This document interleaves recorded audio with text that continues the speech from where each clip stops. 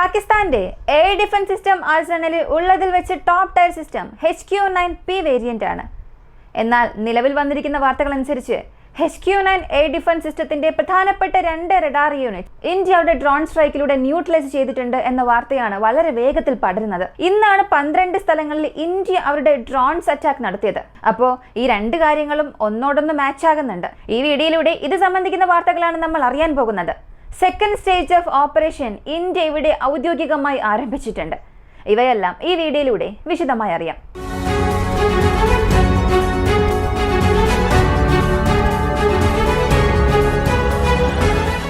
പാകിസ്ഥാന്റെ HQ-9 air defence system. ഈ ഒരു സംഭവത്തെക്കുറിച്ച് അറിയുന്നതിന് മുൻപ് HQ-9 എയർ ഡിഫൻസ് സിസ്റ്റം പാകിസ്ഥാന്റെ പക്കൽ എത്ര എണ്ണമുണ്ട്, അതിന്റെ കപ്പാസിറ്റി, ഇവയെക്കുറിച്ച് അറിയാം. HQ-9 എന്നത് റഷ്യയുടെ S-300 സമാനമായി ചൈന നിർമ്മിച്ച ഒരു സംവിധാനമാണ്. ഇതിൽ തന്നെ നിരവധി വകഭേദമുണ്ട്. HQ-9A, HQ-9B, HQ-9O ഇങ്ങനെ 4-5 വകഭേദമുണ്ട്. ചൈനയുടെ പക്കൽ 300 കിലോമീറ്റർ റേഞ്ച് ഉള്ള ഒരു വേരിയന്റ് ആണ് ഉള്ളത്. അങ്ങനെ 2015 പാകിസ്ഥാൻ ചൈനയുമായി ഒരു കരാറുണ്ടാക്കുകയും 2021 മുതൽ ഒഫീഷ്യലായി തന്നെ അവരുടെ സേനയിൽ പാകിസ്ഥാൻ ഈ HQ-9P വേരിയന്റ് ചേർത്തു. P എന്ന് പറഞ്ഞാൽ പാകിസ്ഥാൻ. അപ്പോൾ ഈ ഒരു വേരിയന്റ് ഇവരുടെ സേനയിൽ വന്നു. ഇതിന്റെ ഒഫീഷ്യൽ റേഞ്ച് ഏകദേശം 125 കിലോമീറ്റർ മാത്രമാണ്. അതായത് അകത്തേക്ക് വരുന്ന ഫൈറ്റർ ജെറ്റ്സിനെ എൻഗേജ് ചെയ്യുന്ന റേഞ്ച് 125 കിലോമീറ്റർ ആണ്. ക്രൂയിസ് മിസൈൽസിനെ എൻഗേജ് ചെയ്യുന്ന റേഞ്ച് 25 മുതൽ 50 കിലോമീറ്റർ ആണ്. അപ്പോൾ പാകിസ്ഥാന്റെ അഡ്വാൻസ്ഡ് എയർ ഡിഫൻസ് സിസ്റ്റം ഇതാണ്. എന്നാൽ ഇതിന്റെ മാക്സിമം റേഞ്ച് തന്നെ 125 കിലോമീറ്റർ ആണ്. അപ്പോൾ ടാർഗറ്റ് ഫൈൻഡിംഗ് റേഞ്ച് എന്നത് 250 കിലോമീറ്ററിലും അധികമാണ്. ഒഫീഷ്യലായി നോക്കിയാൽ 300 കിലോമീറ്ററിന് താഴെയാണ് HQ-9P വേരിയന്റ് എന്നത്.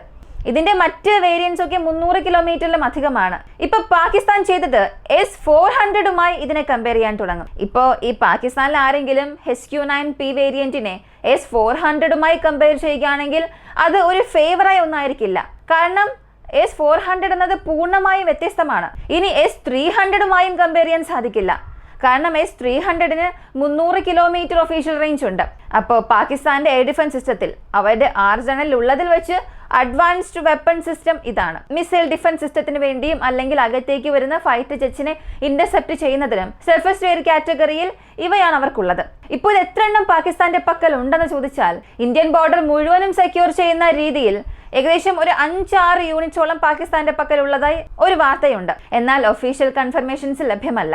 ഇന്ന് നടന്നിരിക്കുന്ന ഈ ഒരു സംഭവത്തിലേക്ക് ഇനി വരാം. 12 സ്ഥലങ്ങളിൽ ഡ്രോൺ സ്ട്രൈക്ക് പാകിസ്ഥാനെതിരെ ഇന്ത്യ ചെയ്തിട്ടുണ്ട്.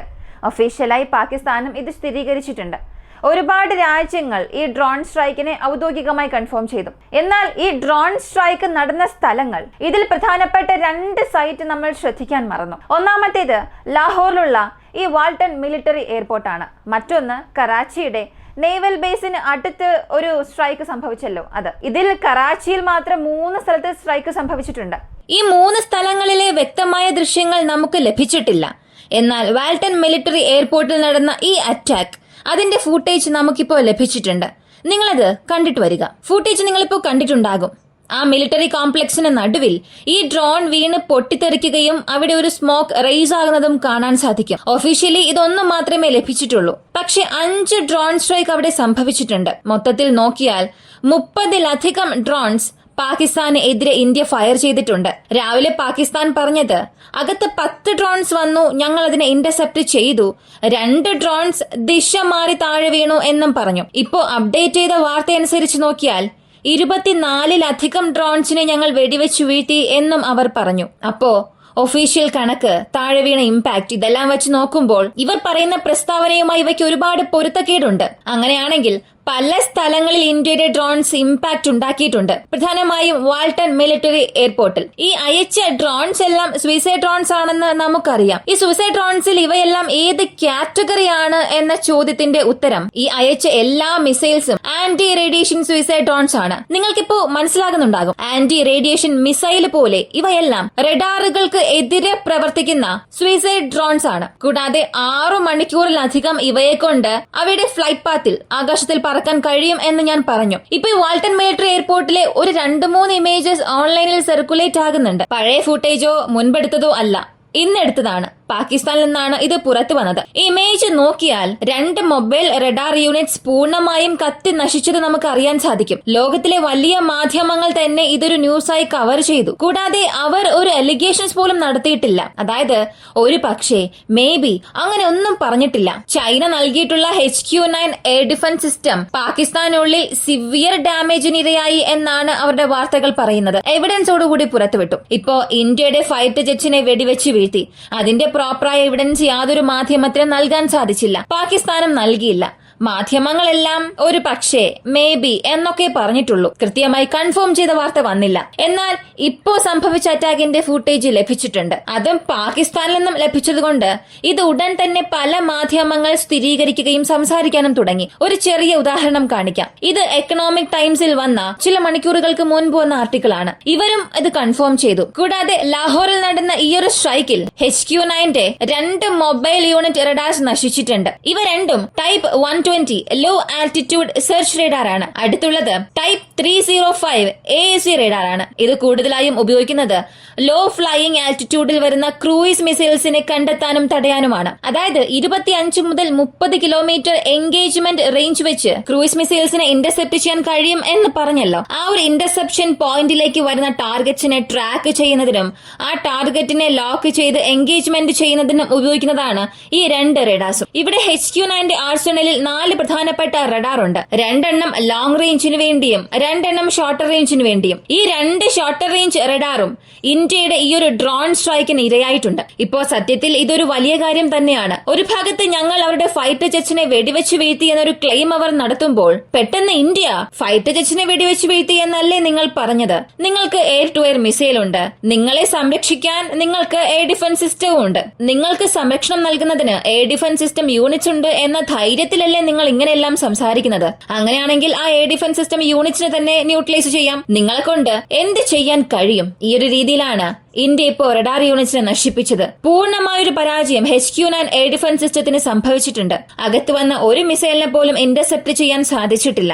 അകത്ത് വന്ന ഡ്രോൺസിനെ പോലും റഡാർസിനെ കൊണ്ട് ഫൈൻഡ് ചെയ്യാനും സാധിച്ചില്ല. ഒരുപാട് സ്ഥലങ്ങളിൽ വിഷ്വൽ ഒബ്സർവേഷൻ വെച്ച് വെടിവെച്ച് വീഴ്ത്താൻ ശ്രമിച്ചിട്ടുണ്ട്. കാരണം ഈ ഡ്രോണിന്റെ സ്പീഡ് വളരെ കുറവാണ്. ഈ സാഹചര്യത്തിൽ റഷ്യ ഉക്രൈൻ യുദ്ധത്തിൽ ജൊറാനിയൻ ഡ്രോൺസിനെയും ഇറാൻ നിർമ്മിച്ച ഷാഹി ഡ്രോൺസിനെയും ഒക്കെ ആന്റി ഡ്രോൺസ് ഗൺസ് ഉപയോഗിച്ച് വെടിവെച്ച് വീഴ്ത്തിയിട്ടുണ്ട്. ഇതേ മെക്കാനിസത്തിൽ ഇവിടെയും വെടിവെച്ച് വീഴ്ത്താൻ ശ്രമിച്ചിട്ടില്ല. ഇതൊഴികെ മറ്റ് യാതൊരു ഇന്റർസെപ്ഷനും അവിടെ സംഭവിച്ചിട്ടുമില്ല. അപ്പോ അടുത്ത ചില ദിവസത്തിൽ ഇവയെല്ലാം ഒഫീഷ്യലായി പുറത്തു വരും. പക്ഷേ ഇപ്പോൾ വരെയും പാകിസ്ഥാൻ ഇത് കൺഫേം ചെയ്തിട്ടില്ല. വീണ്ടും പറയുകയാണ്, ഈ ബാറ്റിൽ ഫീൽഡിൽ നടക്കുന്ന കാര്യങ്ങളൊക്കെ ഉടൻ തന്നെ കൺഫർമേഷൻ ലഭിക്കില്ല. അത് തന്നെയാണ് ഇന്ത്യൻ സൈഡും. ഇതിൽ ഒരുപാട് മിസ്ഇൻഫോർമേഷൻസ് സ്പ്രെഡ് ആകുന്നുണ്ട്. നമ്മളും വെറുതെ ഇരിക്കുന്നില്ല. ഇന്ത്യൻ ഭാഗത്ത് നിന്ന് ഒരുപാട് ഇമേജസ് ഓൺലൈനിൽ സ്പ്രെഡ് ആകാൻ തുടങ്ങിയിട്ടുണ്ട്. പഴയ ഇമേജസ് എടുത്തിടുക. ഇതിനകം തെഹ്രിക്ക് താലിബാൻസ് ആക്രമിച്ച ഇമേജ്, ബലൂച്ച് ലിബറേഷൻ ആർമിയിൽ നിന്ന് വന്ന ചില ഇമേജസ്, ഇവയെല്ലാം ഓൺലൈനിൽ ഫേക്ക് ഇമേജസ് ആയി സ്പ്രെഡ് ആകുന്നുണ്ട്. അവയൊന്നും സത്യമല്ല. എന്നാൽ ലാഹോറിലെ 2 റഡാർ യൂണിറ്റ്സിനെ നശിപ്പിച്ചു എന്നുള്ളത് യഥാർത്ഥമായ കാര്യമാണ്. ഇപ്പോൾ അതൊരു വലിയ വാർത്തയായി മാറിയിരിക്കുകയാണ്. ഇതിന്റെ ഒഫീഷ്യൽ കൺഫർമേഷന് വേണ്ടി മറ്റൊരു കാര്യം കൂടെ പറയാം. അമേരിക്കയുടെ എംബസി, പാകിസ്ഥാനിലുള്ള എംബസി, അവരുടെ പ്രസ് റിലീസാണിത്. ചില മണിക്കൂറുകൾക്ക് മുൻപ് അവർ നൽകിയതാണ്. ഇത് അവരുടെ ഒഫീഷ്യൽ സൈറ്റിൽ നിന്നും എടുത്തതാണ്. അതിൽ അവർ പറഞ്ഞത്, ലാഹോറിൽ അമേരിക്കൻ സിറ്റിസൺസ് ആരെങ്കിലും ഉണ്ടെങ്കിൽ ഉടൻ തന്നെ അവർ പുറത്തേക്ക് വരണം. അമേരിക്കയുടെ സർക്കാർ ഉദ്യോഗസ്ഥർ ആരെങ്കിലും ലാഹോറിൽ ഉണ്ടെങ്കിൽ ഉടൻ തന്നെ ആ പ്രദേശം ഒഴിപ്പിക്കുക. ഈ ഡ്രോൺ സ്ട്രൈക്ക് അവിടെ ഗുരുതരമായി മാറിയിരിക്കുകയാണ്. ഉടൻ തന്നെ ആ പ്രദേശം കാലിയാക്കണമെന്ന മുന്നറിയിപ്പ് നൽകി. മറ്റൊരുപാട് മാധ്യമങ്ങളും ഇത് കൺഫേം ചെയ്തു. ഇസ്രായേൽ മാധ്യമം ഉൾപ്പെടെ. ഇസ്രായേൽ മേഡ് ഡ്രോൺസിനെ ഞങ്ങൾ ഡൗൺ ചെയ്തുവെന്ന് പാകിസ്ഥാൻ നൽകിയ ക്ലെയിം ഇസ്രായേലും ഒരു വാർത്തയെ പുറത്തുവിട്ടു. അപ്പോ ഒഫീഷ്യലി ഇത് കൺഫേംഡ് ആണ്. HQ-9 റഡാർ യൂണിറ്റ്സിനെ ഇന്ത്യ ഇവിടെ 2 ഡെസ്ട്രോയ് ചെയ്തിട്ടുണ്ട്. എന്നാൽ ഇവിടെയും ചിലർക്ക് ഇതൊരു മിസ്മാച്ച് സംഭവിക്കുന്നുണ്ട്. പൂർണ്ണമായും ഒരു യൂണിറ്റിനെ നശിപ്പിച്ചു എന്ന രീതിയിലൊക്കെ പലരും തെറ്റിദ്ധരിക്കുന്നുണ്ട്. കാരണം ഒരു എയർ ഡിഫൻസ് സിസ്റ്റം അല്ലെങ്കിൽ ഒരു റഡാർ യൂണിറ്റിന്റെ കംപ്ലീറ്റ് യൂണിറ്റിനെ ഡെസ്ട്രോയ് ചെയ്യുക എന്നത് ഇമ്പോസിബിൾ ആയ കാര്യമാണ്. കാരണം എല്ലാം ഒരു സ്ഥലത്തായിരിക്കില്ല.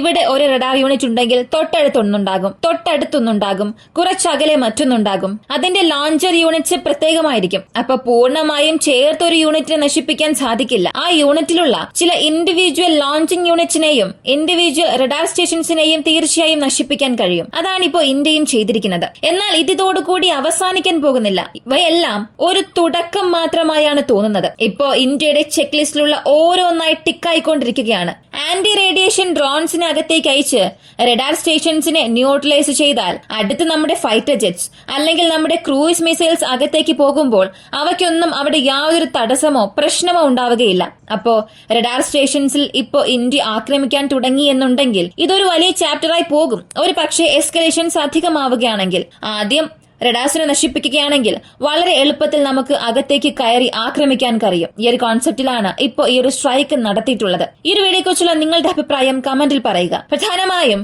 പാകിസ്ഥാനിലെ HQ-9 റഡാർ യൂണിറ്റിനെ ഇന്ത്യ ആദ്യമായി നശിപ്പിച്ചിട്ടുണ്ട്.